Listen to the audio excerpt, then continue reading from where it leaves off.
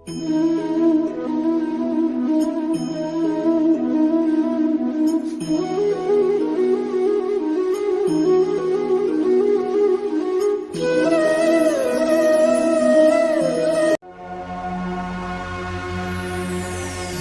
युग भोजवंशी राजा उग्रसेन मथुरा में राज्य करते थे।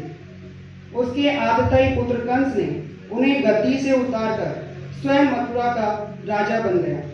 कंस की एक बहन देवकी थी, जिसका विवाह वसुदेव नामक यदुवंशी राजकुमार से हुआ था। एक समय कंस अपनी बहन देवकी को उसके ससुराल पहुंचाने जा रहा था। हे कंस, जिस देवकी को तू बड़े प्रेम से ले जा रहा है, उसी देवकी की 8वीं संतान तेरा काल बनेगी। तेरी मृत्यु उसी के हाथों होगी। ये सब उस नारायण का छल है। नहीं, मैं ऐसा कदापि नहीं होने दूंगा। मैं मेरे काल को जन्म ही नहीं लेने दूंगा। मैं देवकी का वध कर दूंगा। नहीं कंस, तुम ऐसा नहीं कर सकते हो। देवकी तुम्हारी बहन है। बहन नहीं है ये मेरी मृत्यु का कारण है। इसका तो मैं वध करके रहूंगा। क्षत्रियों को स्त्री का वध शोभा नहीं देता। वैसे भी तुम्हें देवकी से नहीं, उसकी 8वीं संतान से भय है। तो मैं तुम्हें यह वचन देता हूँ कि मैं अपनी सभी संतानों को तुम्हारे हवाले कर दूंगा। ठीक है, तब तक तुम दोनों कारागार में रहोगे।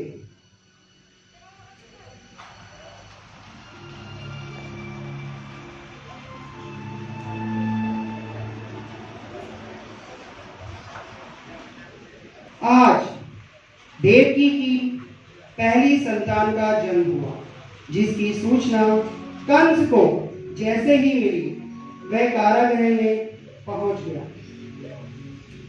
कहाँ है तुम्हारी संतान? देवकी, इसे मुझे दो। भैया, इस नन्हे बालक में आपका क्या बिगाड़ा है? आपको तो मेरी 8वीं संतान से भय है। इसने आपका कुछ नहीं बिगाड़ा। मैं उस नारायण का विश्वास नहीं कर सकता। पता नहीं 8वीं संतान की जगह पहली संतान में ही अवतार ले। नहीं नहीं भैया, छोड़ दीजिए इसे। नहीं नहीं नहीं।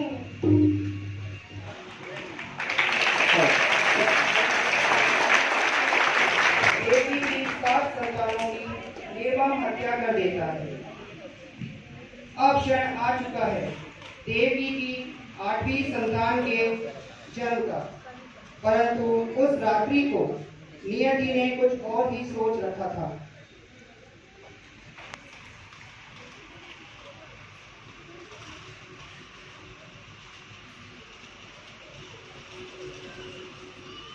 भाद्रपद कृष्ण अष्टमी की तिथि घनघोर अंधेरी रात को रोहिणी नक्षत्र में मथुरा के कारागार में वसुदेव की पत्नी देवकी के गर्भ से भगवान श्री कृष्ण ने जन्म लिया।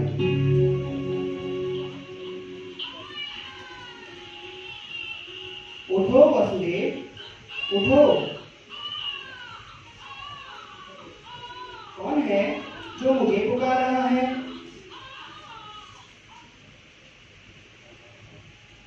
मैं नारायण हूँ। बोलिए प्रभु।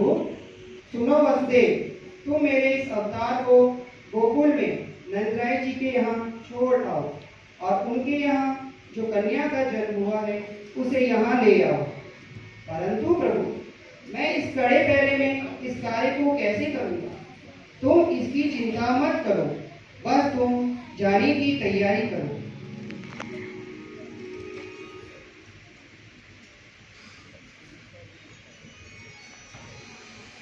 वसुदेव जी नवजात शिशु रूप श्री कृष्ण को टोकरी में रखकर कारागार से निकल पड़ते हैं।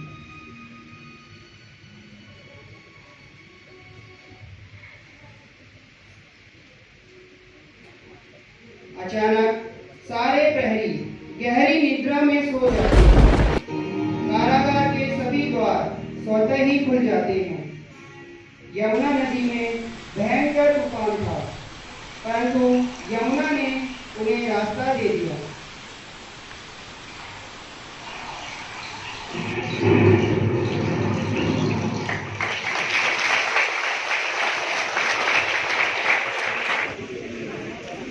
वसुदेव जी गोकुल में नंद राय जी के घर पहुंचकर नवजात शिशु को यशोदा के साथ सुला देते हैं और कन्या को साथ लेकर मथुरा के लिए निकल पड़ते हैं।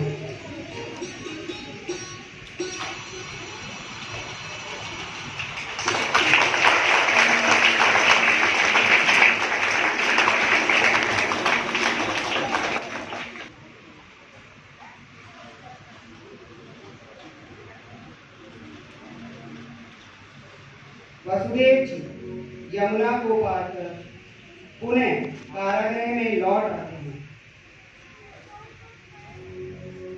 और बालक को देवकी के पास सुलाकर पुनः अपने स्थान पर बैठ जाते हैं। तभी सभी प्रहरियों की नींद खुल जाती है। उन्हें बालक के रोने की आवाज आती है।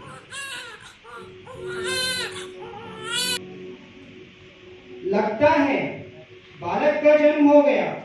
मैं अभी महाराज कंस को जाकर इसकी सूचना देता हूं। महाराज कंस की जय हो। कहो क्या समाचार है कारागार से? महाराज, वो आगे बालक का जन्म हो गया। क्या जन्म हो गया? शीघ्र चलो।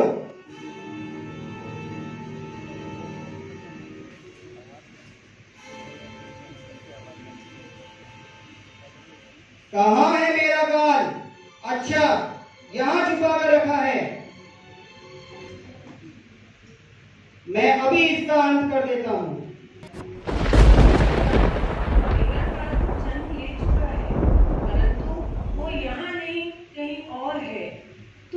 कितना भी बच ले, परंतु वो तुझे नहीं छोड़ेगा। सिपाहियों, ढूंढो उसे।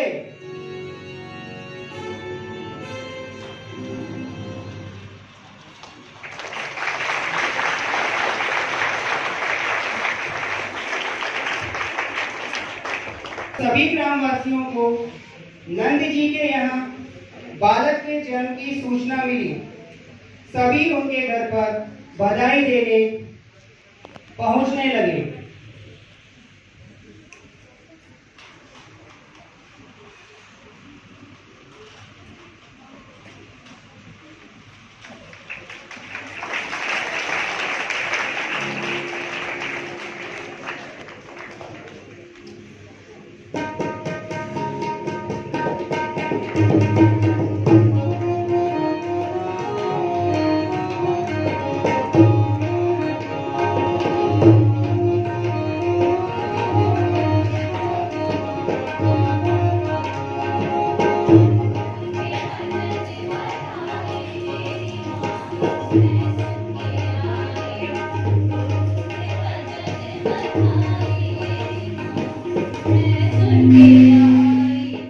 आई माई मैं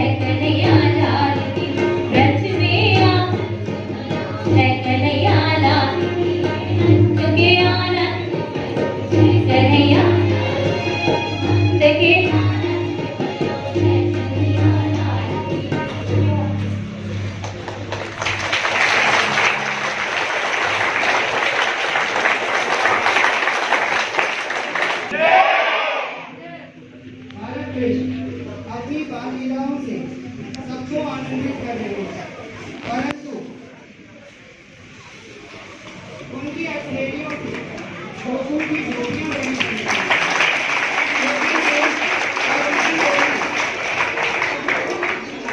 सबके घर जाकर माखन चुरा चुरा कर खाते हैं।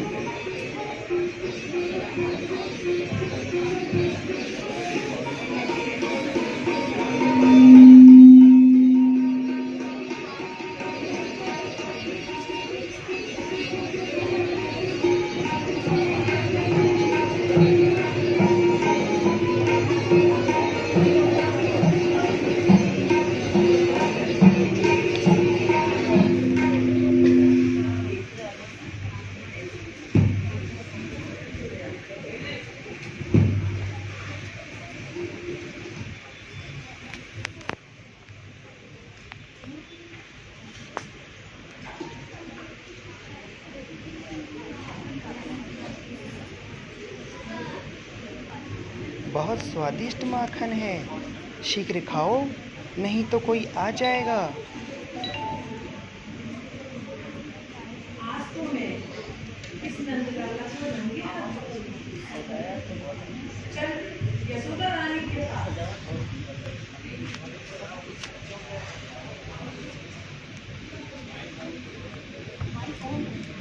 यशोदा रानी, ओ यशोदा रानी, यशोदा रानी, ओ यशोदा रानी।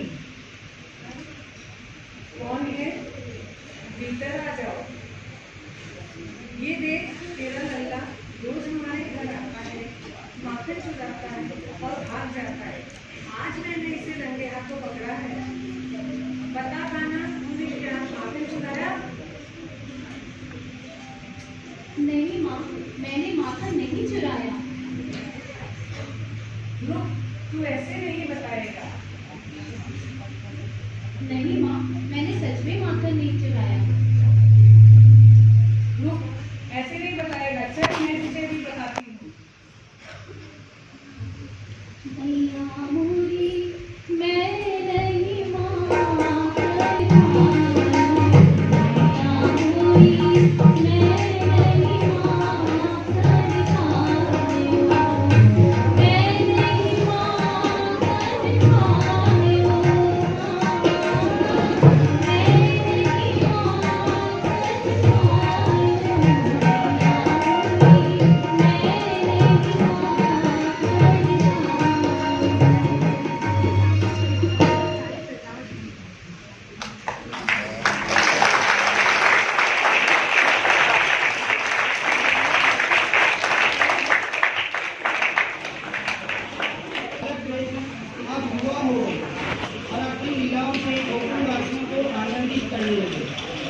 वर्षा ऋतु का मौसम। सभी ग्रामवासी अच्छी वर्षा के लिए देवराज इंद्र की प्रार्थना करते हैं। बाबा, ये आप क्या कर रहे हैं? हम अच्छी वर्षा के लिए देवराज इंद्र से प्रार्थना कर रहे हैं। परंतु बाबा, क्यों? क्योंकि उन्हीं से हमें सब वस्तुएं प्राप्त होती हैं। परंतु हमारे उपयोग की सब वस्तुएं तो हमें गोवर्धन पर्वत से प्राप्त होती है। हम सभी को उनकी स्तुति करनी चाहिए। यह देखकर देवराज इंद्र अप्रसन्न हो जाते हैं और गोकुल में भयंकर वर्षा करते हैं।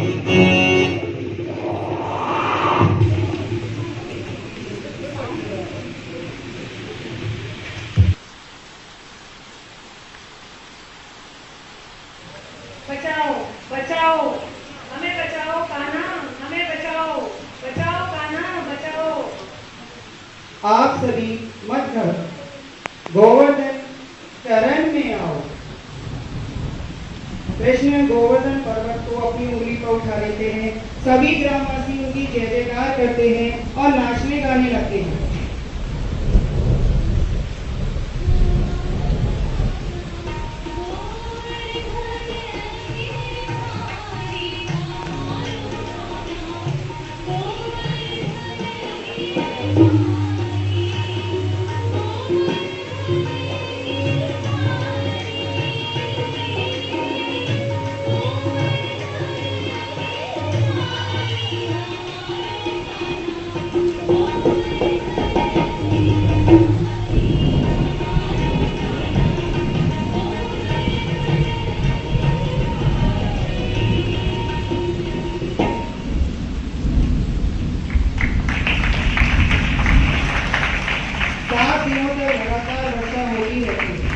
जब देवराज इंद्र का अभिमान नष्ट हो जाता है तो सब कुछ सामान्य हो जाता है।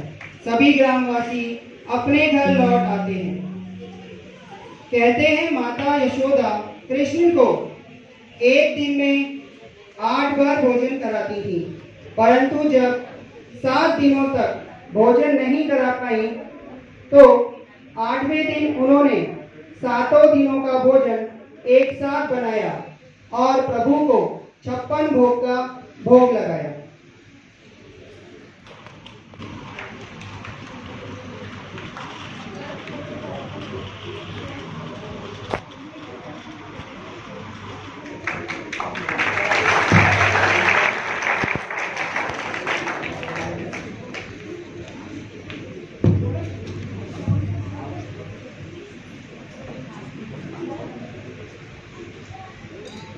नंदराय जी घर पर हैं? कौन? मैं महाराज कंस का दूत हूँ, भीतर आ जाइए। बताइए क्या समाचार है? महाराज कंस ने आपके लिए संदेश भेजा है।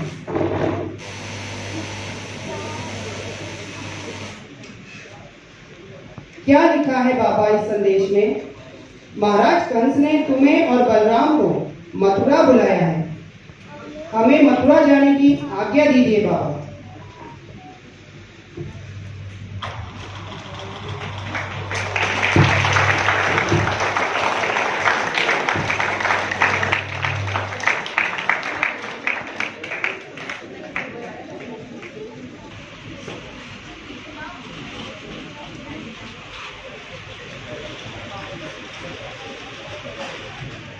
महाराज कंस, हम आ गए।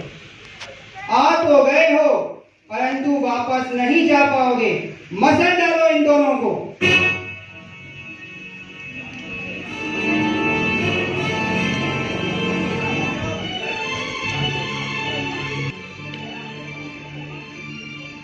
अब तुम्हें कोई नहीं बचा सकता कंस। देखते हैं कौन किसका वध करता है।